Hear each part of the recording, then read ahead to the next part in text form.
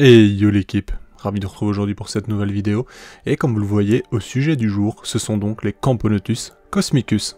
Ça aurait pu être Camponotus cinctellus, mais non, j'ai choisi de commencer par la cosmicus justement, qui avait un léger retard et qui l'a plutôt bien rattrapé. Si vous vous souvenez, je les ai reçus en même temps, mais il y en a une qui avait un peu plus de mal à pourfonder.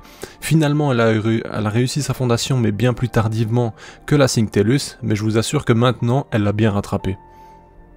Comme vous le voyez, il y a deux tubes distincts, et il y en a un justement sec où on trouve tous les cocons, l'autre étant humide, on trouve toutes les larves et les œufs. Bien entendu, il y a un cocon ou deux qui traînent parce que des fois ils viennent d'être tissés, ou tout simplement parce que je vois pas d'autres raisons en fait, pourquoi pas. Non, plus sérieusement, ça arrive qu'il y ait des cocons aussi à l'humidité, hein. C'est jusque là, bon, on voit la séparation, c'est plutôt sympa. Mais en général, c'est ça, un tube sec, tous les cocons, tube humide, tout ce qui est larves et œufs. La différence avec Camponotus cinctellus, on le voit notamment au thorax, qui est rouge bordeaux. Alors, scientifiquement parlant, lorsqu'on fait une identification, la coloration n'influe pas, du moins n'est pas un élément déterminant pour l'espèce.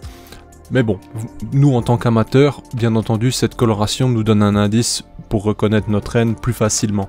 Alors, il se peut, et c'est potentiellement le cas qu'il y ait des reines sans cette coloration rougeâtre, je ne sais pas vous dire, mais en attendant, dans mon propre élevage, c'est ce qui me permet de déterminer facilement d'un coup d'œil quelle fondation est justement Cosmicus ou Cinctellus. Ici, à votre droite, contre justement l'arrondi du tube, on a une ouvrière qui vient de naître. On le remarque justement à sa coloration qui n'est pas encore totalement présente, si on peut dire. C'est tout simplement un stade intermédiaire, donc une fois que le cocon est ouvert, on a donc un imago. C'est donc cette ouvrière que vous avez sous les yeux qui n'est pas encore colorée. Sa coloration viendra d'ici une semaine maximum, peut-être deux. Il faut savoir que chez certaines fourmis, la coloration met par exemple plusieurs mois à totalement prendre forme, si je puis dire, avec des mots simples. Et je vous avoue que c'est assez impressionnant. Vous remarquerez d'ailleurs chez ma Camponotus castaneus, que je vous montrerai bientôt bien entendu, que certaines ouvrières sont bien plus foncées que d'autres, c'est tout simplement l'ancienneté, mais également les nouvelles ouvrières qui ont un coloris un peu différent. Pour revenir à Camponotus cosmicus et Camponotus cinctellus, vous le savez, ces deux jolies espèces, je ne garderai pas les deux, je l'annonce d'avance. Je pense que je garderai Cinctellus, j'ai une petite préférence, même si je trouve la reine de Camponotus cosmicus plus jolie. Je sais pas, je préfère quand même les ouvrières de Cinctellus, ne fût-ce que ces petits majors qui sont hyper stylés. Bref. Dans cette colonie de Camponotus cosmicus d'ailleurs, on n'a pas eu de naissance rapide en termes de major. On a ce qui, je pense, être un petit média que vous avez vu à l'image et que vous verrez encore un peu plus tard. C'est déjà pas mal je trouve et on voit directement une tête un peu plus large, c'est vraiment sympa. Mis à part ça, en termes de population, on est déjà sur 50-60 ouvrières sans problème. Alors il y a du monde dans l'aire de chasse en même temps également, mais franchement c'est vrai que c'est des espèces qui évoluent très vite. Bon, je ne vais pas généraliser pour l'Afrique, mais c'est vrai que les espèces que l'on peut acheter facilement, dirons-nous, telles que Cinctellus, Maculatus, etc., ça évolue très très vite quoi. Je pense notamment à des espèces qui sont plus difficiles à acheter et beaucoup plus chères, comme Fulvopulusus, etc. Ces espèces-là ont une croissance qui est totalement dingue. Il suffit de regarder les vidéos de Juante pour vous rendre compte que ces Camponotus Fulvopulusus évoluent à une vitesse complètement dingue. Alors bien entendu, c'est pas une généralité, en Afrique il y a des espèces qui évoluent normalement, mais je vous avoue qu'il y en a quand même beaucoup qui bombardent.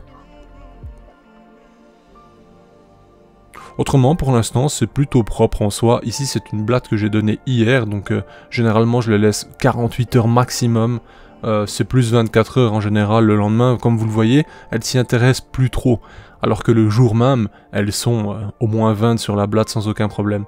Ici, on dirait que la blatte est toute desséchée et toute étroite, on va dire. Mais en fait, on voit pas sur la vidéo correctement. Mais sur le flanc gauche, il y a plusieurs coupures tout simplement que j'ai fait, et donc par conséquent elle rentre directement dans les parties où il y a les coupures pour absorber différents liquides. Ici vous le voyez, un énorme grappe également, enfin ça ne cesse de pondre, c'est vraiment un truc de fou quoi. C'est pour ça qu'il faut vous dire que ce genre d'espèce ça progresse extrêmement vite, et malgré la fondation qui était un peu délicate, je ne peux pas vous dire si c'est facile ou difficile. De ce que j'ai entendu, Synctellus c'est plutôt simple, plutôt facile, je pourrais recommander assez facilement pour un débutant. Cosmicus, je vous avoue que est-ce que j'ai eu une reine un peu plus capricieuse ou pas, je ne sais pas, mais c'est vrai que sa fondation était un peu plus délicate. En tout cas, ce qui est beau chez cette espèce, c'est justement cette coloration sombre, avec ce reflet doré argenté selon la luminosité, etc. Ça, c'est hyper stylé, je trouve. Sur Synctellus, on a plus un reflet doré, du moins je le trouve plus marqué que Cosmicus. On verra par la suite, bien entendu, ce que ça donne, hein. Il est fort probable que ça soit plus marqué, hein, justement, quand la colonie sera un peu plus grande. Ce que j'ai déjà pu remarquer, bon, avec ma faible expérience en soi, parce que ça fait moins, enfin, ça va bientôt faire 2 ans que je suis dans le domaine, on va dire, c'est que les colonies, généralement, on voit vraiment la coloration de celles-ci quand on arrive à plus de 150-200 ouvrières environ, je dirais. Là, on commence à voir vraiment la taille des ouvrières, et notamment la coloration de ce que la colonie pourrait être. Je vous montrerai justement chez mes Sanctus, maintenant qu'on est vraiment proche des 200, vous allez voir que les ouvrières qui arrivent maintenant sont nettement plus grandes, plus impressionnantes, la coloration est un peu différente également. Chez Camponotus barbaricus c'est pareil, vous allez voir que j'ai des majors depuis qui sont immenses, vraiment c'est hyper impressionnant, et la coloration de tout le monde, ouvrière et major, est vraiment aussi plus marquée qu'avant. C'est ça qui est génial parce que dans les premiers temps vous avez... Je vais dire, c'est pas un dégradé de couleur, mais en soi, vous avez vos premières naissances, donc qui sont faites sur les réserves de la reine. Généralement, ces ouvrières sont un peu plus fébriles et ne vivent pas aussi longtemps qu'une ouvrière classique, on va dire, hein, grosso merdo. Ensuite, vous avez les premières naissances qui sont donc où le couvain est lavé, etc., entretenu par ces premières ouvrières. Elles sont déjà un peu différentes et on a déjà une coloration plus déterminée. Et quand on arrive à un certain stade, c'est encore différent, on obtient vraiment une coloration, je ne dirais pas finale, mais vous avez une coloration encore plus poussée, en soi, de ce que la colonie devrait être et va être, et vous avez également une taille qui diffère, quoi.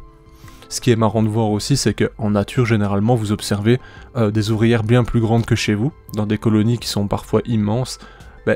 Moi, mon simple constat, notamment pour Formica, sur une demi-heure de temps en étant devant le nid, hein, en sachant qu'en extérieur de ce nid, on peut compter plus ou moins 200-300 individus sans aucun problème, elle rentre plus ou moins 50-100 insectes sur une heure, enfin une demi-heure, 1 heure. Donc imaginez-vous, 50 sans proie, notamment des sauterelles, des guêpes, des ci, des là, enfin en termes d'apport en protéines, c'est monstrueux. Donc j'aime me laisser dire qu'elle sélectionne vraiment les ressources qu'elle souhaite et se débarrasse de ce qui ne les intéresse pas tout simplement. Or que nous, si nous nourrissons par exemple 2-3 blattes de temps en temps et qu'on voit qu'elles ne consomment pas tout, on se dit c'est qu'elles ont assez et que c'est pas nécessaire de mettre plus, vous voyez, alors que cependant c'est possible qu'elles se nourrissent que d'une partie et qu'elles évitent justement les parties grasses qui les intéressent moins. Enfin, je sais pas, ce n'est que supposition bien entendu, hein, mais je pense que c'est pour ça aussi que par la suite, il y a des ouvrières, etc. en nature qui sont immenses, et qu'en élevage, on arrive difficilement avec ce genre de taille. Après, je n'ai pas encore le recul nécessaire, hein, pour ça. Lorsque j'aurai une colonie de 5 ans ou plus, forcément, j'aurai déjà un peu plus d'informations, et je pourrai constater, bien entendu, d'autres choses. Mais bon, petit à petit, on avance, et bon, j'espère qu'on avancera ensemble, justement. C'est aussi pour ça que je vous réclame de temps en temps des likes, des commentaires, etc. Ça paraît bête, mais lorsque vous faites des vidéos et que les gens vous soutiennent, ne fût-ce que par un like, un commentaire, etc., que des gens prennent le temps de regarder, d'observer, de vous commenter justement la vidéo là-dessus, vous font rebondir sur différentes choses, ça fait vraiment plaisir parce que vous avez justement la chance de pouvoir discuter avec eux et d'avoir une interaction via YouTube, et ça c'est top franchement. Et bien entendu, on va pas se mentir, quand vous avancez en termes d'abonnés, et que vous avancez également dans les commentaires, dans les likes, que vous voyez que ça grandit de cette façon, que c'est toujours de plus en plus, c'est un peu un cercle vicieux, mais c'est un cercle vicieux qui vous motive et qui vous pousse à continuer. Enfin bref, comme ça vous savez exactement pourquoi on demande ce genre de choses en général, bien entendu. Et après, il n'y a qu'à vous de voir si vous jugez que le travail mérite justement tout ça, sachant que c'est du temps qu'on investit pour vous et pour nous également, parce que personnellement, ça me permet de voir mes colonies de près régulièrement, et bon, c'est toujours un plaisir. Sur ce, je vous dis à bientôt l'équipe pour de nouvelles vidéos, et c'est la fin de celle-ci tout simplement. Allez, bye l'équipe. Hey, si toi aussi tu as apprécié la vidéo, n'oublie pas de t'abonner, de laisser un like, voire un commentaire, ou même de nous suivre sur les réseaux. Merci et à bientôt l'équipe.